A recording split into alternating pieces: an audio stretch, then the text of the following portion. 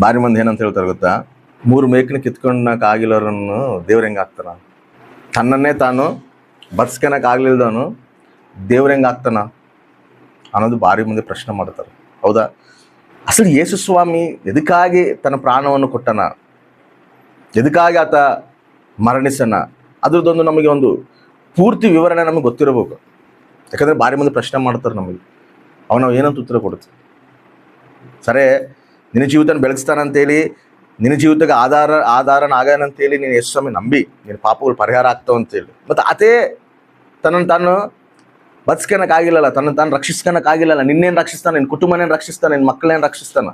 ಆ ಪ್ರಶ್ನೆಗಳು ಭಾರಿ ಮಂದಿ ಆಗ್ತಾರ. ಮತ್ತು ಏನಂತೇಳಿ ಆತನ ನಾವು ಧೈರ್ಯವಾಗಿ ನಾವು ನಂಬಬೇಕು, ಆತನಿಂದ ನಮ್ಮ ಜೀವನದಲ್ಲಿ ಏನು ಬರ್ತೈತೆ ಅಂತೇಳಿ ನಾವು ನಂಬಬೇಕು. ಈಗ ಒಬ್ಬ ವ್ಯಕ್ತಿ ನಡ್ಕೊಂತ ಹೋಗ್ತಿರುವಾಗ ಒಂದು ನಾಯಿ ಬಂದದ್ದು ಅನ್ಕೋ, ನಾಯಿ ಬಂದು ಅಟ್ಯಾಕ್ ಮಾಡಕ್ಕೆ ಬಂದದ್ದು ಅನ್ಕೋ, ಅವಾಗ ಯಾರೋ ಇನ್ನೊಬ್ಬ ವ್ಯಕ್ತಿ ಒಂದು ಕಟ್ಟಿಗೆ ಹಿಡ್ಕೊಂಡು ಬಂದಾನ ಅನ್ಕೋ, ಏಯ್ ಅಂತೇಳಿ, ಅವಾಗ ಆ ವ್ಯಕ್ತಿ ಇಲ್ಲ ನಾನು ಇದೀನಿ ಬಾ ಹೋಗೋಣ ಮುಂದಕ್ಕೆ ಅಂದಾಗ ನಮಗೇನು ಅನಿಸ್ತೈತೆ, ಒಂದು ಧೈರ್ಯ ಬರ್ತೈತೆ. ಎದಕ್ಕೆ ಅವ್ನ ಕಟ್ಟಿಗೆ ಹಿಡ್ಕೊಂಬಂದನ, ಇವಾಗ ಇವನ ಜೊತೆಗೆ ನಾನು ಹೋದ್ರು ಕೂಡ ಸೇಫು, ಅದು ನನಗೇನು ಮಾಡೋದಿಲ್ಲ ಅಂತೇಳಿ. ಹೌದಾ? ಇಲ್ಲ ಒಬ್ಬ ವ್ಯಕ್ತಿ ಇರ್ತಾನ, ಒಬ್ಬ ವ್ಯಕ್ತಿನ ಇಬ್ಬರು ಬಲವಂತರು ಬಂದು ತನ್ನ ಮೇಲೆ ಯುದ್ಧ ಮಾಡೋಕೆ ಬರ್ತಾರ ಅನ್ಕೋ, ಹೊಡ್ಯಕ್ಕೆ ಬರ್ತಾರ ಅನ್ಕೋ, ಒಬ್ಬನ ತೆಳ್ಳಗಿರೋನು ಬಂದು ಅವ್ನು ನಿಂತ್ಕೊಂಡು ನಾನು ನಿನ್ನ ಕಾಪಾಡ್ತೀನಿ ಅಂತ ಹೇಳಿದ್ರೆ ನಾವು ನಂಬಕ್ಕೆ ಆತತ? ಯಾಕಂದ್ರೆ ಅವ್ರು ಬಲವಂತರು, ಇಬ್ಬರು ಬೇಸು ಪುಷ್ಟಿ ಆಗದಾರ. ಇವ್ನು ತೆಳ್ಳವನು ಬಂದು ನಾನು ನಿಂತ್ಕೊಂತೀನಿ ಅಂದರೆ ನಮ್ಗೇನು ಅನ್ಸುತ್ತೆ, ಅವ್ನ ಮೇಲೆ ಧೈರ್ಯ ಬರೋದಿಲ್ಲ. ನೀನು ಹೆಂಗೆ ಅದಿ, ನೀನು ನನ್ನೇನು ಕಾಪಾಡ್ತಿ? ಹಂಗ ಭಾರಿ ಮಂದಿ ಏನಂತಾರೆ ಅಂದರೆ, ಆತನಾದೇ ರಕ್ಷಿಸೋಕ್ಕಾಗಿಲ್ಲ, ಇನ್ನು ನಿನ್ನೇನು ರಕ್ಷಿಸ್ತಾನ, ನಿನ್ನ ಕುಟುಂಬನೇನು ರಕ್ಷಿಸ್ತಾನ, ನಿನಗೇನು ಬರ್ತೈತೆ ಅಂತೇಳಿ ಭಾರಿ ಮಂದಿ ಹೇಳ್ತಾರೆ. ಮತ್ತು ಆದರೆ ಯೇಸು ಸ್ವಾಮಿ ಏನಂತೇಳ, ನಾನು ನಿಮಗೆ ಜಯ ಕೊಡ್ತೀನಿ, ಎಲ್ಲದ್ರ ಮೇಲೆ ನಾನು ಜಯ ಕೊಡ್ತೀನಿ ಅಂದನ, ಎಲ್ಲದ್ರ ಮೇಲೆ ನಾನು ವಿಜಯ ಕೊಡ್ತೀನಿ ಅಂದನ. ಆದರೆ ದಿಕ್ಕಿಲ್ಲದ ಸಾವು ಸತ್ತನ. ಅರೆ, ಈ ರೀತಿ ಸತ್ತಿರುವಂಥ ದೇವರು ನಮಗೆ ರಕ್ಷಕನ ಹೆಂಗಾಗ್ತಾನ? ರಕ್ಷಕನ ಹೆಂಗಾಗ್ತಾನ ಅಂದರೆ ಇದೇ ಮಾತು ಯೆಶಾಯನು ಕೂಡ ಹೇಳ್ತಾನೆ. ಇದೇ ಮಾತು ಹೇಳ್ತಾನೆ ನೋಡ್ರಿ, ಯೆಶಾಯ ಗ್ರಂಥವು 53ನೇ ಅಧ್ಯಾಯ 1ನೇ ವಚನ. ನಾವು ಕೇಳಿದ ಸಂಗತಿಯನ್ನು ನಮ್ಮಲ್ಲಿ ಯಾರು ನಂಬ್ಯಾರ? ಯಾರು ನಂಬ್ದಾರ? ಯೇಸು ಸ್ವಾಮಿನ ರಕ್ಷಕನಂದ್ರೆ ಯಾರು ನಂಬ್ದಾರ? ಯಾರು ನಂಬ್ತಿಲ್ಲಲ್ಲ. ಇವಾಗ ನಾವಂತೂ ಯೇಸು ಸ್ವಾಮಿ ನಿಜವಾದ ದೇವ್ರು ಅಂತ ಹೇಳ್ತೀವಿ, ಅದು ನಂಬೋರು ಯಾರು? ನಂಬೋರೇ ಇಲ್ಲ ಅಂತ ಹೇಳ್ತಾನ. ದೇವಾ ನೀನೇನು ಹೇಳಿ, ನನಗೆ ಪ್ರವಚನ ಹೇಳಿ, ಹೋಗಿ ನೀನು ಹೇಳಂತ ಹೇಳಿ, ಬಟ್ ನಾನು ಹೇಳ್ತಿದ್ರೆ ಯಾರು ಅದನ್ನು ನಂಬುತ್ತಿಲ್ಲ, ಯಾರು ಅದನ್ನು ಗ್ರಹಿಸ್ತಿಲ್ಲ. ಇವಾಗ ಭಾರಿ ಮಂದಿ ಕೂಡ ಇದಕ್ಕೆ ಯೇಸು ಸ್ವಾಮಿನ ನಂಬೋದಿಲ್ಲ ಅಂತ ಹೇಳಿದ್ರೆ, ಆತನಾತೆ ಬದುಸ್ಕೊಳಕ್ಕಾಗಿಲ್ಲ, ನಮ್ಮನ್ನೇನು ಬದುಕಿಸ್ತಾನಾತ, ನಮ್ಮ ಜೀವಿತಗಳೇನು ಬೆಳಗಿಸ್ತಾನಾತ ಅಂತೇಳಿ ಮಾತಾಡ್ತಿರುವಾಗ ನಾವು ಹೇಳಿದ್ರು ಕೂಡ ಅವರು ನಂಬೋದಿಲ್ಲ. ಯೇಸು ಸ್ವಾಮಿ ಏನು ಮಾಡೋಣಪ್ಪ ಬಂದಂತ ಹೇಳಿದ್ರೆ, ಸೃಷ್ಟಿನ ಆರಂಭ ಮಾಡಿದಾಗ ಸೃಷ್ಟಿ ಎಲ್ಲದು ಚೆನ್ನಾಗೈತೆ ಅಂತ ಹೇಳೋಣ. ಆದಾಮನ ಸೃಷ್ಟಿ ಮಾಡೋಣ. ಆದಾಮ ಏನು ಮಾಡೋಣ? ದೇವ್ರ ವಿರುದ್ಧವಾಗಿ ಪಾಪ ಮಾಡೋಣ. ಆಜ್ಞೆ ಅತಿಕ್ರಮವೇ ಪಾಪ. ದೇವ್ರು ಕೊಟ್ಟರೆ ಆಜ್ಞೆನ ಮೀರಿದಕ್ಕೆ ಏನಾಗೈತೆ? ಶಾಪ ಬಂದೈತೆ, ಪಾಪ ಬಂದೈತೆ ಮಾನವನ ಮೇಲೆ. ಮಾನವನ ಮೇಲೆ ಪಾಪ ಬಂದಾಗ ಇದು ಎಲ್ಲವರಿಗೂ ಕೊನಸಾಗೈತೆ ಅಂದರೆ ನೋಹವರೆಗೆ ಭಯಂಕರವಾದ ಪಾಪ ಕೊನಸಾಗತ್ತೆ. ಎಷ್ಟು ಪಾಪ ಅಂದರೆ ವಿಚಿತ್ರವಾದ ಪಾಪ. ದೇವರಿಗೆ ಆ ಪಾಪನ ನೋಡಿ ಲಾಸ್ಟಿಗೆ ತಟ್ಕೊಳಕ್ಕಾಗಿಲ್ಲ. ಇನ್ನೇನು ಮಾಡೋಣ, ಈ ಮಾನವ ಜಾತಿನೇ ನಿರ್ಮೂಲ ಮಾಡೋಣ ಅಂತೇಳಿ ಅನ್ಕೊಳೋ ಸಮಯದಲ್ಲಿ ಒಬ್ಬ ವ್ಯಕ್ತಿ ಕಾಣ್ತಾನೆ ದೇವರಿಗೆ. ಆ ವ್ಯಕ್ತಿನೇ ನೋಹ ಕುಟುಂಬನ ದೇವ್ರು ಏನು ಮಾಡ್ತಾನಂದರೆ, ನೀನು ನನ್ನ ಸಲ ಯಥಾರ್ಥವಾಗಿ ಜೀವಿಸಿ, ನೀನು ನನ್ನ ಸಾಕ್ಷಿಯಾಗಿ ಜೀವಿಸಿ, ನಿನ್ನ ಕುಟುಂಬನ ಕೂಡ ಸಾಕ್ಷಿಯಾಗಿ ಕಟ್ಕೊಂಡು ನಾನು ನಿನ್ನ ಕುಟುಂಬನ ಕಾಪಾಡ್ತೀನಿ. ನೀನೊಂದು ನಾವೇ ಕಟ್ಗ, ಅದ್ರಾಗ ಬಾ, ನಾನು ಜಲಪ್ರಳಯ ಕಳಿಸಿ ಈ ಜಾತಿನೆಲ್ಲ ನಾನು ನಿರ್ಮೂಲ ಮಾಡ್ತೀನಿ, ನಿನ್ನಿಂದ ಹೊಸ ಜಾತಿನ ನಾನು ಪ್ರಾರಂಭಿಸ್ತೀನಿ ಅಂತ ಹೇಳ್ತಾನೆ. ಹೇಳಿ ಏನು ಮಾಡ್ತಾನ? ಟೈಮ್ ಕೂಡ ಕೊಡ್ತಾನ ಎಲ್ಲರಿಗೂ. ಎಷ್ಟು ವರ್ಷ? 100 ವರ್ಷ ಟೈಮ್ ಕೊಡ್ತಾನ. 100 ವರ್ಷ ಟೈಮ್ ಕೊಟ್ಟರು ಕೂಡ ಯಾರು ಕೂಡ ಮಾರು ಮನಸ್ಸು ಹೊಂದಿಲ್ಲ, ಯಾರು ಕೂಡ ದೇವರಿಗೆ ಹತ್ರ ಬರೋದಿಲ್ಲ. ದೇವ್ರೇನು ಮಾಡ್ತಾನ? ಇವರೆಲ್ಲರೂ ನಾಶನ ಮಾಡಿ ನೋವ ಕುಟುಂಬದಲ್ಲಿದ್ದ ಹೊಸದು ಸೃಷ್ಟಿನ ಪ್ರಾರಂಭಿಸ್ತಾನೆ. ಅಲ್ಲಿವರೆಗೆ ಕೆಟ್ಟೋಗೈತೆ, 2000 ವರ್ಷ ಕೆಟ್ಟೋಗೈತೆ. 2000 ವರ್ಷದ ಕೆಟ್ಟೋಗಿದ್ದು ಆದಮೇಲೆ ಅಂದರೆ 1700 1800 ಆ ಒಂದು ಇಯರ್ನಾಗ ನೋವ ಇದ್ದಾನೆ. ಆ ಟೈಮ್ನಲ್ಲಿ ಎಲ್ಲ ಕೆಟ್ಟದ್ದು ಮತ್ತೆ ಹೊಸದಾಗಿ ಮಾಡಿ ನೋವಲ್ಲಿದ್ದ ಮತ್ತೆ ಸ್ಟಾರ್ಟ್ ಮಾಡೋಣ. ಹೋಗ್ಲಿ, ಅಲ್ಲಿದ್ದಾನ ಕರೆಕ್ಟ್ ಅದರ, ಮತ್ತೆ ನೋವಲ್ಲಿದ್ದ ಬಂದಿರೋ ಸಂತತಿ ಕೂಡ ಏನಾಗುತ್ತೆ, ಮತ್ತೆ ಪಾಪದಲ್ಲಿ ಹೋಗ್ಯಾರ, ಮತ್ತೆ ಪಾಪಕ್ಕೆ ಬಾನಿಸರಾಗ್ಯಾರ. ಎಲ್ಲವರೆಗೂ ಮತ್ತೆ ಇನ್ನೊಂದು 2 ವರ್ಷ ಟೋಟಲ್ ಎಷ್ಟು ವರ್ಷ? 4 ವರ್ಷ. ಈ 4 ವರ್ಷ ಆದಮೇಲೆ ದೇವ್ರೇನು ಮಾಡ್ತಾರ, ಮತ್ತೆ ತಾನೇ ಮಾನವನಾಗಿ ಬಂದ. ಆಮೇನ್. ತಾನು ಮಾನವನಾಗಿ ಬಂದು ಮತ್ತೆ ಅದನ್ನ ಶುದ್ಧೀಕರಿಸೋಣ. ಹೆಂಗೆ ಶುದ್ಧೀಕರಿಸೋಣ ಅಂದ್ರೆ, ಮಾನವರು ಮಾಡಿರುವಂಥ ಪಾಪಗಳನ್ನ ತಾನು ಓರಿ ತನ್ನ ರಕ್ತದಲ್ಲಿದ್ದ ನಮ್ಮನ್ನು ತೊಳೆದು ನಮ್ಮನ್ನು ಪರಿಶುದ್ಧಪಡಿಸಿ ಇದನ್ನ ಮತ್ತೆ ನೂತನ ಸೃಷ್ಟಿಯಾಗಿ ನಮ್ಮನ್ನು ಮಾಡೋಣ. ಅವಾಗ ಹೆಂಗ ನೋವಾಗೋದನ್ನ ಮತ್ತೆ ನೂತನಾಗಿ ಮಾಡೋಣ, ಹಂಗ ಈ 4000 ವರ್ಷದನ್ನ ಮತ್ತೆ ದೇವ್ರು ಏನು ಮಾಡೋಣ ಅಂದ್ರೆ, ನೂತನ ಪರಿಶುದ್ಧವಾದ ಜೀವಿತವನ್ನು ನಮಗೆ ಕೊಡ್ಬೇಕಂತ ನಮ್ಮನ್ನು ನೂತನ ಪಡಿಸೋಣ. ಹೆಂಗ ನೂತನ ಪಡಿಸೋಣ? ತನ್ನ ರಕ್ತದಲ್ಲಿದ್ದ ನೂತನ ಪಡಿಸೋಣ. ಯೇಸು ಸ್ವಾಮಿ ಸಿಲ್ವೆನಲ್ಲೇ ತನ್ನ ರಕ್ತನ ಸುರಿಸೋಣ ಅಂತೇಳಿ ನಾವು ಅನ್ಕೊಂತೀವಿ. ಯೇಸು ಸ್ವಾಮಿ ಶಿಲ್ವೆನೆಲ್ಲ ತನ್ನ ರಕ್ತನೆಲ್ಲ ಸುರಿಸಿರೋದು ಶಿಲ್ಬೆ ಮೇಲೆ ಅಲ್ಲ. ಆದರೆ ಯೇಸು ಸ್ವಾಮಿ 3 ತಲೆ ರಕ್ತ ಸುರಿಸ್ಯಾನ. ಎಲ್ಲಿ ಸುರಿಸ್ಯಾನಂದ್ರೆ, ಮೊದಲು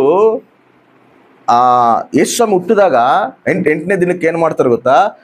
ತನ್ನ ತಾಯಿ ಮತ್ತು ತನ್ನ ತಂದೆ ದೇವಾಲಯ ಕರ್ಕೊಂಡೋಗಿ ಸುನ್ನತಿ ಮಾಡಿಸ್ತಾರೆ. ಫಸ್ಟ್ ಟೈಮ್ ಸುನ್ನತಿ ಮಾಡಿಸಿದಾಗ ಅವ ರಕ್ತ ಚಿಂದಿಸ್ತಾನ. ಅವಾಗ ಕೂಡ ಪರಿಶುದ್ಧನೇ ಅಲ್ಲ, ಕನ್ಯಕ ಗರ್ಭದಲ್ಲಿ ಹುಟ್ಟಾನ. ತನ್ನ ಪರಿಶುದ್ಧ ರಕ್ತವನ್ನು ಎಲ್ಲಿ ಚಿಂದಿಸ್ಯಾನ? ದೇವಾಲಯದಲ್ಲಿ ಚಿಂದಿಸ್ಯಾನ. ಆಮೇಲೆ 2ನೇದು ಗೆಸ್ತಮನೆ ತೋಟದಲ್ಲಿ. ಆಮೇನ್, ಹೌದಾ ಇಲ್ಲ? ಗೆಸ್ತಮನೆ ತೋಟದಲ್ಲಿ ಏನು ಮಾಡ್ತಾನ? ಪ್ರಾರ್ಥನೆ ಮಾಡ್ತಾನ. ಅಯ್ಯ, ಈ ಪಾತ್ರನ ತಂದೆ ನನ್ನಿಂದ ದೂರಪಡಿಸು, ಇಲ್ಲ ನಿನ್ನ ಚಿತ್ತನೇ ನೆರವೇರಲಿ ಅಂತ ಹೇಳ್ತಾನ. ಅವಾಗ ಏನಾಗ್ತದೆ? ಬೆವರ್ನಾಗಿದ್ದ ರಕ್ತ ಸುರಿತೈತೆ. ಆಮೇಲೆ ಶಿಲುಬೆ ಮೇಲೆ ರಕ್ತವನ್ನು ಚಿಂದಿಸ್ತಾನೆ 3 ಟೈಮ್ಸ್. ನಾವೆಲ್ಲರೂ ಏನಂತ ಹೇಳು? ಯೇಸು ಸ್ವಾಮಿ ರಕ್ತ ಎಲ್ಲ ಚಿಂದಿಸ್ಯಾನಂದ್ರೆ ಶಿಲುಬೆ ಮೇಲೆ ಚಿಂದಿಸ್ಯಾನಂತ. ಅದು ಪರಿಶುದ್ಧ ರಕ್ತವನ್ನು 3 ಸರಿ ಚಿಂದಿಸ್ಯಾನ. ಏನಪ್ಪ ಈ ರಕ್ತವನ್ನು ಚಿಂದಿಸೋಕ್ಕೆ ಕಾರಣ ಏನು ಅಂದರೆ, ದೇವಾಲಯದಲ್ಲಿ ತನ್ನ ರಕ್ತವನ್ನು ಚಿಂದಿಸೋಕ್ಕೆ ಕಾರಣ ಏನಪ್ಪ ಅಂತ ಹೇಳಿದ್ರೆ, ದೇವಾಲಯದಾಗ ಹೋದಾಗ ಸುನ್ನತಿ ಮಾಡಿಸ್ಕೋಬೇಕಂದ್ರೆ ಅದು ಧರ್ಮಶಾಸ್ತ್ರ ಪ್ರಕಾರ ನಡೆಯುವಂಥ ನಿಯಮ. ಅದು ಧರ್ಮಶಾಸ್ತ್ರ ಯಾರಿಗೆ ಕೊಟ್ಟನ? ದೇವರು ಯೂದ್ರಿಗೆ ಕೊಟ್ಟನ. ಧರ್ಮಶಾಸ್ತ್ರ ಪ್ರಮಾಣ, ಅದಕ್ಕೆ ನಾನೇ ಅಂತ್ಯವಾಗಿದ್ದೀನಿ ಅಂತ ಹೇಳ್ತಾನ. ಧರ್ಮಶಾಸ್ತ್ರನೆಲ್ಲ ನೆರವೇರ್ಸಕ್ಕೆ ನಾನು ಬಂದೀನಿ ಅಂತ ಹೇಳ್ತಾನ. ಆಜ್ಞೆಗಳು ದೇವರು ಇಸ್ರಾಯೇಲ್ ಪ್ರಜೆಗಳು ಕೊಟ್ಟರೆ, ಈ ಆಜ್ಞೆಗಳ ಪ್ರಕಾರ ನೀವು ನಡ್ಕೋಬೇಕು, ಇಲ್ಲಾಂದ್ರೆ ನಿಮ್ಮ ಮೇಲೆ ಶಿಕ್ಷೆ ಬರ್ತದೆ ಅಂತ ಹೇಳಿ ಇವ್ರು ಅದಕ್ಕೆ ಒಪ್ಕೊಂಡಾಗ ಆಜ್ಞೆಗಳ ಪ್ರಕಾರ ಯಾರು ನಡೆಯೋದಿಲ್ಲ. ಅದಕ್ಕೆ ಏನಾಗೈತೆ? ಅವ್ರ ಮೇಲೆ ಶಿಕ್ಷೆ ಬಂದೈತೆ, ಅವ್ರ ಮೇಲೆ ಶಾಪ ಬಂದೈತೆ. ಆ ಶಿಕ್ಷೆನ, ಆ ಶಾಪನ, ಆ ಪ್ರಮಾಣನ ದೇವರು ಅಲಿಸಕ್ಕೆ ಅಲ್ಲಿ ರಕ್ತ ಚಿಂದಿಸನ. ಆಮೇನ್. ಯಾಕಂದ್ರೆ ಧರ್ಮಶಾಸ್ತ್ರ ಇಲ್ಲೇದಕ್ಕಿಂತ ಮುಂಚೆ ಪಾಪ ಕೆಲಸ ಮಾಡಿಲ್ಲ. ಅವಾಗ ಧರ್ಮಶಾಸ್ತ್ರ ಯಾವಾಗ ಕೈಯಾಗ ಕೊಟ್ಟನೋ ದೇವರು, ಅವಾಗ ಪಾಪಕ್ಕೆ ಶಕ್ತಿ ಬಂದೈತೆ. ಯಾಕಂದ್ರೆ ಆಜ್ಞೆ ಅತಿಕ್ರಮವೇ ಪಾಪ. ಅಂದ್ರೆ ಆಜ್ಞೆ ಇಲ್ಲ ಅಂದ್ರೆ ಪಾಪ ಇಲ್ಲ. ಅರ್ಥ ಆಯ್ತಾ? ದೇವ್ರಿದು ಮಾಡಂತ ಹೇಳಿರ್ತಾನ. ಮಾಡಂತ ಹೇಳಿದಾಗ ಅದನ್ನ ನಾವು ಮಾಡಿಲ್ಲ ಅಂದ್ರೆ ಪಾಪ. ಇದು ಮಾಡಬೇಡ ಅಂತ ಹೇಳಿರ್ತಾನ, ಅದು ನಾವು ಮಾಡಿವಂದ್ರೆ ಪಾಪ. ಅಂದ್ರೆ ಆಜ್ಞೆ ಹೇಳಿದಾಗ ಆಜ್ಞೆನ ಮೀರಿವಂದ್ರೆ ಅದು ಪಾಪ. ಆತ ಏನು ಹೇಳಿಲ್ಲಪ್ಪ, ಆಜ್ಞೆನ ಕೊಟ್ಟಿಲ್ಲ ಅಂದ್ರೆ ಏನು? ಪಾಪ ಇಲ್ಲ ಅಂತ. ನಾವೇನು ಮಾಡಿದ್ರು ಕೂಡ ಪಾಪ ಲೆಕ್ಕಕ್ಕೆ ಬರೋದಿಲ್ಲ. ಇದಕ್ಕಂದ್ರೆ ಅಲ್ಲಿ ಆಜ್ಞೆನೇ ಇಲ್ಲಲ್ಲ. ಅದಕ್ಕೆ ವಾಕ್ಯಗಳು ಏನಂತ ಹೇಳಿದ್ ಗೊತ್ತಾ? ಧರ್ಮಶಾಸ್ತ್ರ ಬರೋವರೆಗೂ ಅಸಲು ಪಾಪ ಲೆಕ್ಕಕ್ಕೆ ಇಲ್ಲ ಅಂತ ಹೇಳಿ ಬರೆಯಲ್ಪಟ್ಟೈತೆ. ನೋಡ್ರಿ, ಅದನ್ನು ಕೂಡ ಓದಿಸ್ತೀನಿ ನಾನು. ರೋಮಪತ್ರಿಕೆ 7ನೇ ಅಧ್ಯಾಯ 8ನೇ ವಚನ. ಆದರೆ ಪಾಪವು ಈ ಆಜ್ಞೆಯಿಂದ ಅನುಕೂಲ ಹೊಂದಿ ನನ್ನಲ್ಲಿ ಹುಟ್ಟಿಸಿತು. ಧರ್ಮಶಾಸ್ತ್ರ ಇಲ್ಲದಾಗ ಏನಾಗೈತಂತ? ಪಾಪವು ಅಚೇತನವಾಗೈತೆ. ಅಂದ್ರೆ ಲೆಕ್ಕಕ್ಕಿಲ್ಲ ಅದು. ಧರ್ಮಶಾಸ್ತ್ರ ಇಲ್ಲದೆ ಇರುವಾಗ ಅಸಲು ಪಾಪ ಲೆಕ್ಕಕ್ಕಿಲ್ಲ. ಅರ್ಥ ಆಯ್ತಾ? ಏನಾಗೈತಪ್ಪ ಅಂತಂದ್ರೆ ಮುಂದೆ ಹೇಳ್ತಾನ ನೋಡು.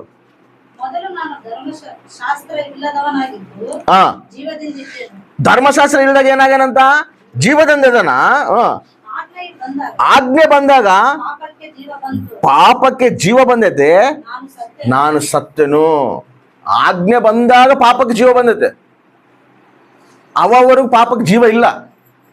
ಧರ್ಮಶಾಸ್ತ್ರ ಯಾವಾಗ ಇಸ್ರಾಯೇಲ್ ಪ್ರಜೆಗಳ ಕೈ ಕೊಡಲ್ಪಟ್ಟೈತೋ ಅವಾಗ ಪಾಪಕ್ಕೆ ಶಕ್ತಿ ಬಂದೈತೆ.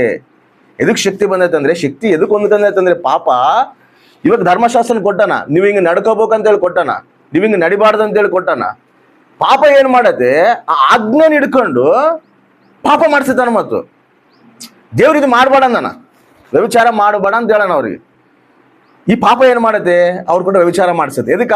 ದೇವ್ರ ಆಜ್ಞೆ ನೀನ್ ಮೇರಿ ಅಲ್ಲ. ಇವಾಗ ನಿನ್ನ ಮೇಲೆ ಏನ್ ಬರ್ತದೆ, ಪಾಪ ಬರ್ತದೆ, ನಿನ್ನ ಮೇಲೆ ಸಾವು ಬರ್ತದೆ. ಇವಾಗ ಅದಕ್ಕೆ ನಾನು ಸತ್ತಿನ ಅಂತ ಹೇಳ್ತಾನ. ಅದಕ್ಕಿಂತ ಮುಂಚೆ ಇಲ್ಲ. ಪಾಪಗೆ ಯಾವಾಗ ಶಕ್ತಿ ಬಂದೈತಪ್ಪ ಅಂದ್ರೆ, ಪಾಪಗೆ ಯಾವಾಗ ಬಲ ಬಂದೈತಪ್ಪ ಅಂದ್ರೆ, ಯಾವಾಗಾದ್ರೂ ಆಜ್ಞೆ ಬಂದೈತೋ ಆ ಆಜ್ಞೆನ ಹಿಡ್ಕೊಂಡು ಪಾಪ ಏನು ಮಾಡತ್ತೆ, ನಮ್ಮನ್ನ ವಂಚಿಸುತ್ತೆ, ನಮ್ಮನ್ನ ಹಿಡ್ಕೊಂಡೈತೆ, ನಮ್ಮನ್ನ ಬಾಣಿಸನಾಗಿ ಮಾಡತ್ತೆ. ಮಾಡಿ ಏನ್ ಮಾಡತ್ತೆ, ಮರಣಕ್ಕೆ ದೋಬೈತೆ. ಅದಕ್ಕೆ ಪಾಪ ಕೊಡುವ ಸಂಬಳ ಮರಣ. ಈ ಧರ್ಮಶಾಸ್ತ್ರನ, ಈ ಪಾಪ ಧರ್ಮಶಾಸ್ತ್ರ ಹಿಡ್ಕೊಂಡು ನಮ್ಮನ್ನ ಬಾಣಿಸರಾಗಿ ಮಾಡಿದಾಗ ದೇವ್ರೇನ್ ಮಾಡೋಣ ಗೊತ್ತಾ, ಆ ಧರ್ಮಶಾಸ್ತ್ರನ ಅಳಿಸಕ ತನ್ನಲ್ಲಿ ರಕ್ತನ ಚಿಂದಿಸನ. ಆಮೇನ್, ಹಲ್ಲೆಲೂಯಾ. ಅಲ್ಲಿ ಅದನ್ನ ಜಯಿಸನ. ಅಂದ್ರೆ ಈ ಧರ್ಮಶಾಸ್ತ್ರ ತಪ್ಪ, ಧರ್ಮಶಾಸ್ತ್ರ ಕೆಟ್ಟದ ಅಂತ ಹೇಳಿದ್ರೆ ಧರ್ಮಶಾಸ್ತ್ರ ಕೆಟ್ಟದಲ್ಲ. ಧರ್ಮಶಾಸ್ತ್ರ ಇಲ್ಲ ಅಂದ್ರೆ ನಮಗೆ ಒಳ್ಳೇದಾದ ಕೆಟ್ಟದಾದ ಕೂಡ ನಮ್ಗೆ ಗೊತ್ತಾಗ್ತಿದ್ದಿಲ್ಲ. ಹೌದಾ ಇಲ್ಲ? ಇವಾಗ ಆಜ್ಞೆ ಇದು ಪಾಪ ಅಂತ ದೇವ್ರು ಹೇಳಿದ್ಕೆಲ್ಲ ನಮಗೆ ಪಾಪ ಅಂತ ಗೊತ್ತಾಗಿರೋದು. ವ್ಯಭಿಚಾರ ಮಾಡಬೇಡ ಅಂತ ದೇವ್ರು ಹೇಳಿದ್ಕೆಲ್ಲ ನಮಗೆ ವ್ಯಭಿಚಾರ ಮಾಡಬಾರ್ದು ಅಂತೇಳಿ ಗೊತ್ತಾಗಿರೋದು, ಪಾಪ ಅಂತ ಗೊತ್ತಾಗಿರೋದು. ನಿನ್ ತಂದೆ ತಾಯಿಗಳನ್ನ ಸನ್ಮಾನಿಸ್ಬೇಕಪ್ಪ ಅಂತ ಗೊತ್ತಾದಾಗ ಅವ್ರು ನಮ್ಮ ತಂದೆ ತಾಯಿಗಳನ್ನ ಸನ್ಮಾನಿಸ್ಬೇಕಂತ ಗೊತ್ತಾಗಿರೋದು. ಆ ಆಜ್ಞೆ ನಮಗೆ ದೇವ್ರು ಕೊಟ್ಟಿಲ್ಲ ಅಂದ್ರೆ ನಮಗೆ ಪಾಪ ಯಾವ್ದು ಗೊತ್ತಾಗ್ತಿದ್ದಿಲ್ಲ, ಒಳ್ಳೇದಾದ ಗೊತ್ತಾಗ್ತಿದ್ದಿಲ್ಲ. ಧರ್ಮಶಾಸ್ತ್ರ ಒಳ್ಳೇದೇ, ದೇವ್ರ ಧರ್ಮಶಾಸ್ತ್ರ ಕೊಟ್ಟಿರೋದು ಒಳ್ಳೇದಕ್ಕೆ ಕೊಟ್ಟನ. ಆ ಧರ್ಮಶಾಸ್ತ್ರನ ಪಾಪ ಹಿಡ್ಕೊಂಡು ಏನ್ ಮಾಡಿದ್ರೆ ನಮ್ಮನ್ನು ವಂಚಿಸುತ್ತೆ, ಶಕ್ತಿ ಹೊಂದ್ಕೊಂಡೈತೆ. ಅಲ್ಲವರೆಗೆ ಶಕ್ತಿ ಇಲ್ಲ ಅದಕ್ಕೆ, ಯಾಕಂದ್ರೆ ದೇವ್ರ ಆಜ್ಞೆ ಇಲ್ಲ. ಯಾವಾಗಾದ್ರೂ ದೇವ್ರ ಆಜ್ಞೆ ಕೊಟ್ಟಾನು, ಅದಕ್ಕೆ ಮೇಲೆ ಹೇಳ್ತಾನ ನೋಡ್ರಿ 7ನೇ ವಚನದಲ್ಲಿ. ಹಾಗಾದ್ರೆ ಏನು ಹೇಳೋಣ, ಧರ್ಮಶಾಸ್ತ್ರವು ಪಾಪ ಸ್ವರೂಪವು ಎಂದಿಗೂ ಅಲ್ಲ,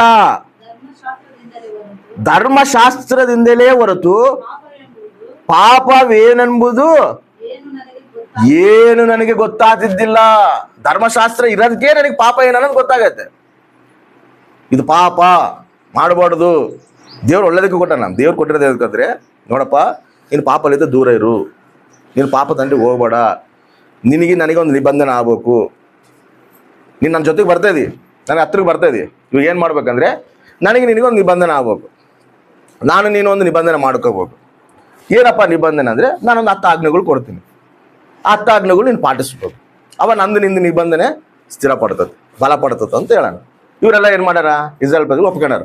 ಓ ಚೆನ್ನಾಗಿದ್ದೇವಾ, ಓಕೆ, ನೀನು ನಮಗೆ ಇಷ್ಟ ಆಗಿ ಐಗುಪ್ತ ದೇಶದಲ್ಲಿದ್ದ ನಮ್ಮನ್ನು ಬಿಡಿಸ್ಕೊಂಬಂದು, ಆ ದುಷ್ಟಿನ ಫರೋನಿಂದ ನಮ್ಮನ್ನು ಬಿಡಿಸ್ಕೊಂಬಂದು, ಇವಾಗ ನಾನು ನಿಮ್ಮ ಮಾತ್ರ ನಿಬಂಧನೆ ಮಾಡ್ಕೊಂತೀವಪ್ಪ ಅಂತೇಳಿ ಇವ್ರು ನಿಬಂಧನೆ ಮಾಡ್ಕೊಂಡು ಏನು ಮಾಡ್ಯಾರ, ಆಜ್ಞೆಗಳಿಗೆ ನಾವು ಲೋ ಬರ್ತೀವಿ ಅಂತ ಒಪ್ಕೊಂಡಾರ.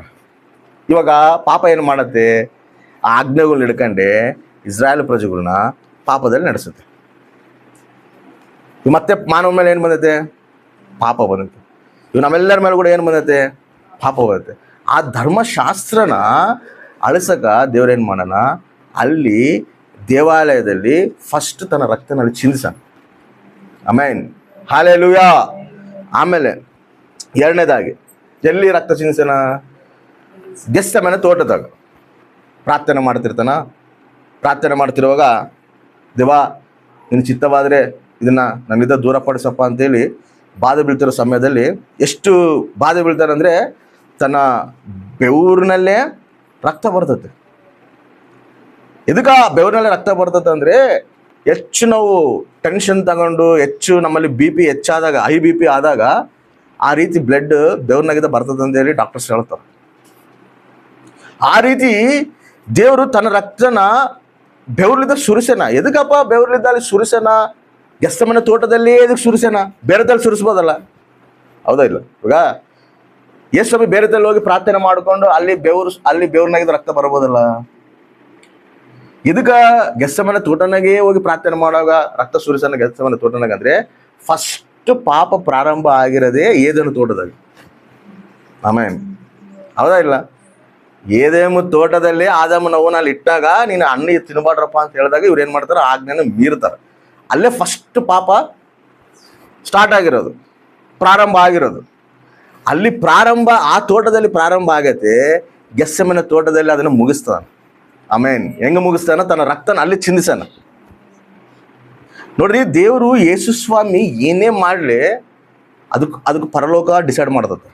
ಅದಕ್ಕೊಂದು ಪ್ರಣಾಳಿಕೆ ಇರ್ತದೆ, ಅದಕ್ಕೊಂದು ಉದ್ದೇಶ ಇರ್ತದೆ. ಇವಾಗ ನಮ್ಮಂಗ ನಾವು ಏನು ಮಾತಾಡಿದ್ರು ಕೂಡ, ನಾವು ಏನು ಮಾತಾಡ್ತೀವಿ ನಮಗೆ ಸರಿಯಾಗಿ ಗೊತ್ತಿರೋದಿಲ್ಲ ಒಂದೊಂದ್ಸರಿ.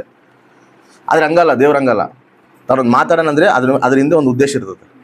ಆತ ನಿಂತಾನಂದ್ರೆ ಅದಕ್ಕೊಂದು ಉದ್ದೇಶ ಇರ್ತದೆ. ಆತ ಕುಂತಾನಂದ್ರೆ ಅದಕ್ಕೊಂದು ಪ್ರಣಾಳಿಕೆ ಇರ್ತದೆ. ಆಶಾಮಾಸಿ ಇರೋದಿಲ್ಲ. ಯೇಸು ಸ್ವಾಮಿ ಪ್ರತಿಯೊಂದು ಏನೇ ಮಾಡಲಿ ಅದಕ್ಕೆ ಹಿಂದೆ ಒಂದು ಬಲವಾದ ಕಾರ್ಯ ಇರ್ತದೆ, ಬಲವಾದ ಒಂದು ಸಂಕಲ್ಪ ಇರ್ತದೆ.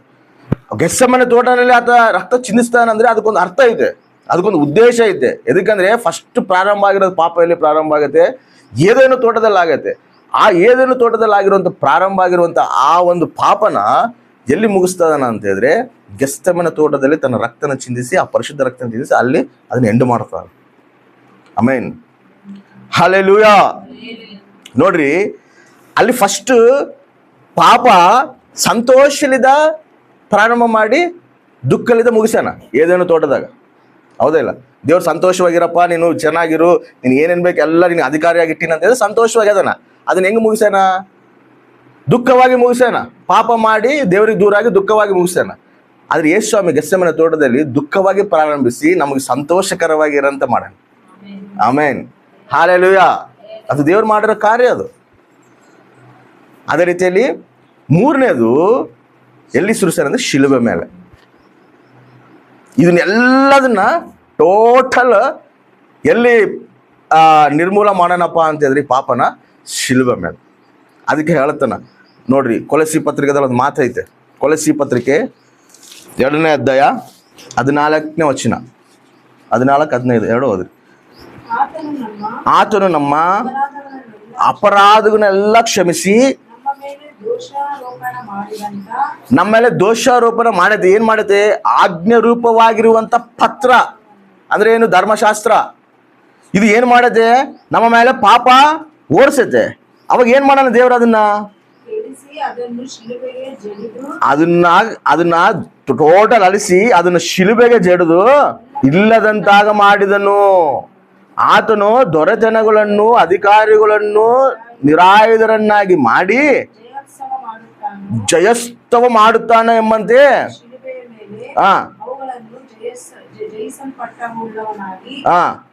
ಮೆರೆಸುತ್ತಾ ತೋರಿಸಿದನು.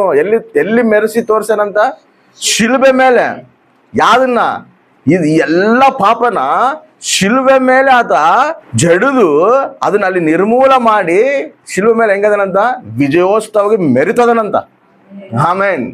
ಶಿಲುಬೆ ಮೇಲೆ ಸತ್ತನಂತರ ಶಿಲುಬೆ ಮೇಲೆ ಎಲ್ಲದನ್ನ ನಾನು ಜಯಿಸಿನಿ ಅಂತ ಹೇಳಿ ಅದು ಮೆರಿತದನಂತ. ಆಮೇನ್. ಹಲ್ಲೆಲೂಯಾ. ನೋಡ್ರಿ, ಎಷ್ಟು ಉನ್ನತವಾದ ಕಾರ್ಯ ದೇವ್ರದು. ಎಲ್ಲದನ್ನ ಜಯಿಸನ. ಟೋಟಲ್ ಮಾನವನ ಮೇಲೆ ಬಂದಿರುವಂತ ಪಾಪ, ಆ ಒಂದು ಧರ್ಮಶಾಸ್ತ್ರದಿಂದ ಬಂದಿರುವಂತ ಪಾಪ, ಆದಾಮ ಮಾಡಿರುವಂತ ಪಾಪ, ಇವೆಲ್ಲದನ್ನ ಎಲ್ಲಿ ನಿರ್ಮೂಲ ಮಾಡೋಣ? ಶಿಲುಬೆ ಮೇಲೆ ನಿರ್ಮೂಲ ಮಾಡಿ ಹೆಂಗ ಕಾಣ್ತಾನಂತ? ಜಯೋತ್ಸವವಾಗಿ ಮೆರೆತಾನಂತ. ಆಮೆನ್. ಹಲ್ಲೆಲೂಯಾ. ಎಷ್ಟು ಉನ್ನತವಾದ ಕೃಪೆ ಅದು ನಮಗೆ, ದೇವ್ರು ಮಾಡಿರೋಂಥ ಕಾರ್ಯ ಅದು. ಸತ್ತು 3 ಮೇಕಲು ಕಿತ್ಕೊಳಕ್ ಆಗ್ಲಾರ್ದಲ್ಲ, ಅಲ್ಲಿ ಜಯಿಸಿ ಸಮಸ್ತನ ಜಯಿಸಿ ನನ್ನ ಪರಿಶುದ್ಧ ರಕ್ತವನ್ನು ಚಿಂದಿಸಿ ಮಾನವನ ಮೇಲೆ ಇರುವಂತ ಪಾಪ, ಬಾಣಿಸತ್ವ ಸಮಸ್ತನ ಬಿಡಿಸಿ ಸ್ವತಂತ್ರರಾಗಿ ಮಾಡಿ ನಾನು. ಆಮೇನ್.